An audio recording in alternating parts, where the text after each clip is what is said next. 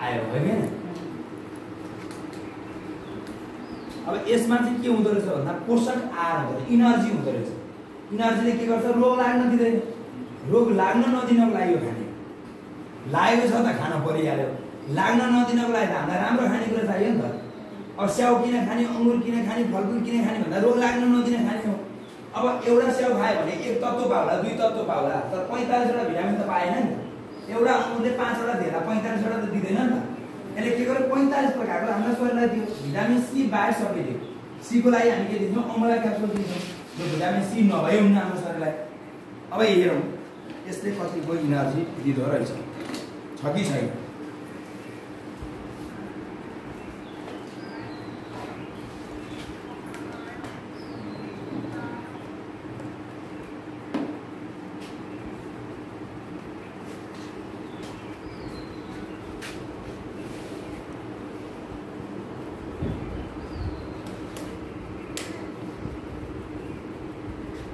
कति बल्यो,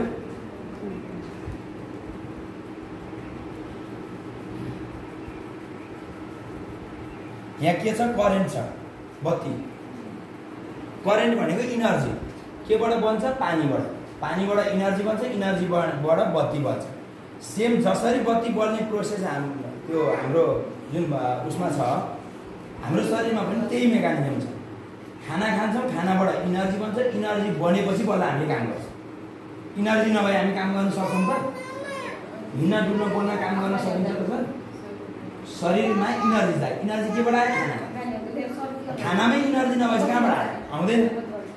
अब यही चिज हो, यहाँ त इनर्जी छ, बलिरहेछ। बल्यो त बल्यो, यहाँ बल्यो भनेको मतलब के छ, यसमा शक्ति छ, इनर्जी छ। यहाँ बल्यो, यहाँ त इनर्जी डाइरेक्ट छ, बलिहाल्छ। यहाँ त इनर्जी छैन। यहाँ हामीले 4 क्याप्सुल हालेको, बल्यो कि बलेन? हो, यही हो शक्ति। यो जब अब यो चाहिँ कहाँ पुगेको हुन्छ प्रायः भन्दाखेरि, जस्तो अन्तरिक्षमा वैज्ञानिकहरू जान्छ नि, त्यहाँ त दाल भात तरकारी अचार रोटी बोकेर त जाँदैन। त्यहाँ के लिएर जान्छ भन्दाखेरि क्याप्सुलै बोकेर जान्छ। यसलाई चाहिँ 1973 मा चाहिँ वैज्ञानिकहरूले अब आउने भविष्यको खाना हो भनेर प्रमाणित गराएको।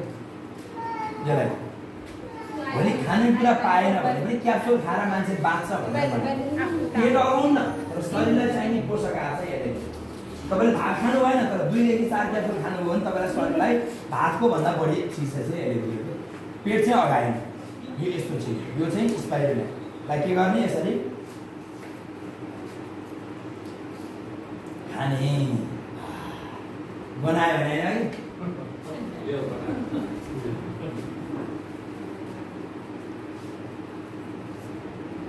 अब जति बोले पनि इनर्जी, अब भित्र बत्ती बल्छ कि बल्दैन भनेको मतलब इनर्जी, शक्ति चाहियो केबाट, खानेकुराबाट। खानेकुरामा पर्याप्त मात्रामा शक्ति नै छैन। पहिला हाम्रो बाजे जिजुबाजेको पाला जस्तो साग सिस्नु खोले भाँडा आँटो ढिलो रोटी खाँदाखेरि जुन तागत आउँथ्यो, अहिले त्यही खाँदा त्यो आउँछ त? त्यही चिज पाइरहेछौँ त बजारमा, अहिले छैन। नभएको कारणले गर्दाखेरि यो चाहिँ हरेक व्यक्तिले खानु पऱ्यो कि यो स्पाइरुलिना टेबलमै हुन पऱ्यो क्या। यो चाहिँ खाना खानु त्यो रोगै लाग्दैन, इम्युनिटी पावर बढाउने भन्छ नि। जो मान्छेलाई तपाईँको क्यान्सर